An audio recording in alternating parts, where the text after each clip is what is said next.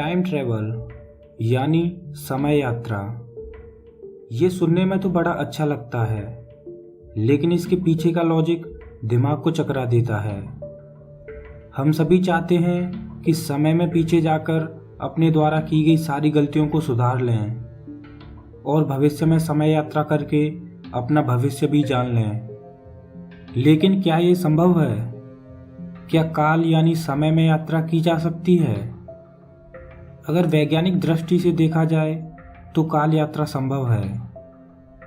अगर देखा जाए तो हम सभी समय में यात्रा कर रहे हैं। हम सभी भूतकाल से निकलकर वर्तमान में होते हुए लगातार भविष्य की ओर बढ़ते चले जा रहे हैं और इसी को ही समय यात्रा कहते हैं। और हमारी समय में यात्रा की दर 1 घंटे प्रति घंटे की दर से है, यानी कि हमें भविष्य में 1 घंटा आगे जाने के लिए 1 घंटे का ही समय अंतराल लगेगा। लेकिन क्या समय यात्रा की दर को 1 घंटे प्रति घंटे की दर से भी ज़्यादा तेज किया जा सकता है? यानी क्या हम छोटे से समय अंतराल में ही हजारों साल भविष्य में आगे जा सकते हैं? जवाब है हाँ। हम छोटे से समय अंतराल में हजारों साल का सफ़र तय कर सकते हैं। वैसे तो समय यात्रा कई थ्योरियों के द्वारा संभव है, लेकिन इस एपिसोड में हम केवल एक थ्योरी पर ही प्रकाश डालेंगे। जब अल्बर्ट आइंस्टीन ने थ्योरी ऑफ रिलेटिविटी यानी सापेक्षतावाद का सिद्धांत प्रकाशित किया, तो उसी सिद्धांत के आधार पर टाइम ट्रेवल की कल्पना की जाने लगी। आइंस्टीन के थ्योरी ऑफ रिलेटिविटी सिद्धांत के प्रकाशित होने से पहले लोगों में केवल एक ही अवधारणा थी कि ब्रह्मांड में समय की गति हर जगह वही है जो पृथ्वी पर होती है। उनका मानना था कि समय जिस रफ्तार से पृथ्वी पर गुजर रहा है, उसी प्रकार ब्रह्मांड में कहीं दूर किसी दूसरे खगोलीय पिंड पर भी समय इसी रफ्तार से गुजर रहा होगा। लेकिन आइंस्टीन ने लोगों की इस अवधारणा को गलत साबित कर समय की एक अलग परिभाषा दी। अल्बर्ट आइंस्टीन ने बताया कि समय और अंतरिक्ष एक दूसरे से जुड़े हुए हैं, जिसे स्पेस टाइम कहते हैं। समय एक 4th डायमेंशन यानी चौथा आयाम है और समय की गति को धीमा या तेज किया जा सकता है। ब्रह्मांड में समय एक नदी की तरह चल रहा है।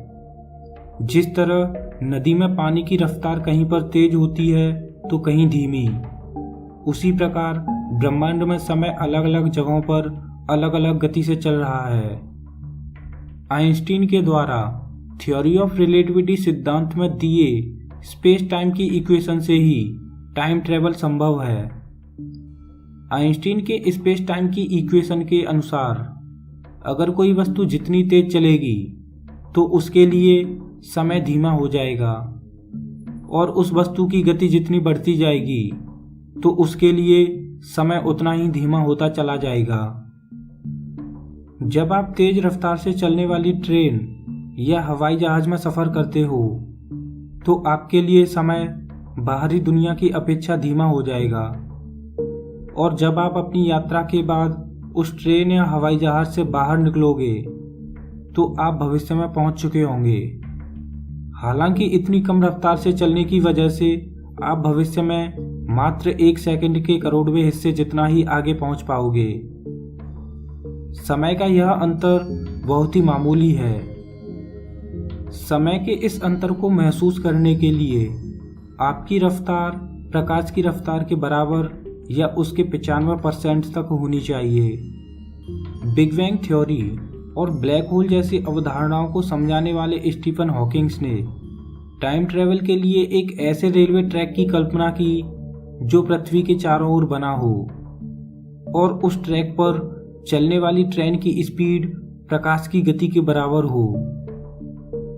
जब वो ट्रेन पृथ्वी के चारों ओर बने ट्रैक पर प्रकाश की गति से चलेगी तो ट्रेन में बैठे यात्रियों के लिए समय धीमा हो जाएगा, इतना धीमा कि उनके रेस्पेक्ट में पृथ्वी पर जीवन बहुत तेजी से गुजरता हुआ महसूस होगा। इतना तेज कि ट्रेन के पल यहाँ के महीनों में बदल जाएंगे। हालांकि ट्रेन में बैठे यात्रियों को ट्रेन के अंदर का समय सामान्य की तरह ही महसूस होगा, लेकिन बाहरी दुनिया के रेस्पेक्ट में ट्रेन के अंदर का समय बहुत धीमा हो चुका होगा। जब ट्रेन में बैठे यात्रियों के हिसाब से ट्रेन 1 हफ्ते के बाद रुकेगी, तो यात्रियों के 1 हफ्ते के सफर में पृथ्वी पर 65 साल गुजर जाएंगे और वो यात्री खुद को भविष्य में पाएंगे और उन यात्रियों के लड़के उनसे ज्यादा बूढ़े हो चुके होंगे। आइंस्टीन की स्पेस टाइम इक्वेशन के अनुसार केवल भविष्य में ही समय यात्रा संभव है, यानी एक बार भविष्य में पहुंच गए तो पीछे वापस नहीं आ सकते, मतलब 1 वे टिकट टू द फ्यूचर। अब यहाँ पर एक सवाल सामने आता है कि क्या प्रकाश की गति से चलने वाली ट्रेन बना पाना संभव है? हमारी अभी की तकनीक के हिसाब से जवाब शायद निराशाजनक हो सकता है। अभी ऐसी ट्रेन बनाना संभव नहीं है, क्योंकि आइंस्टीन की थ्योरी ऑफ रिलेटिविटी के अनुसार अगर किसी वस्तु की स्पीड बढ़ती जाएगी तो उसका मास यानी द्रव्यमान भी बढ़ता जाएगा। मान लीजिए कि हमने ऐसी ट्रेन बना ली जो प्रकाश की गति से चल सकती है। जब ये ट्रेन प्रकाश की गति से चलेगी तो इसका मास यानी द्रव्यमान इनफाइनाइट यानी अनंत हो जाएगा और आइंस्टीन के द्वारा दिए गए समीकरण E=mc² से इनफाइनाइट द्रव्यमान वाली ट्रेन को चलाने के लिए इनफाइनाइट एनर्जी की ही जरूरत पड़ेगी। इतनी ऊर्जा तो हमारी पूरी गैलेक्सी में भी नहीं है। अगर हम पूरे ब्रह्मांड की ऊर्जा को उस ट्रेन में भर दें तब शायद वो ट्रेन प्रकाश की गति से चले। अगर हम उस ट्रेन को प्रकाश की गति के 90 या 95% तक चलाएं, तब शायद उस ट्रेन को इतनी स्पीड पर चलाने में हमारी संपूर्ण गैलेक्सी की एनर्जी चाहिए। अब यहाँ पर एक सवाल सामने आता है कि प्रकाश की गति से चलने वाली ट्रेन बनाना संभव नहीं है, तो क्या हमारी समय यात्रा की कल्पना यहीं खत्म हो जाती है? मेरा मानना है नहीं।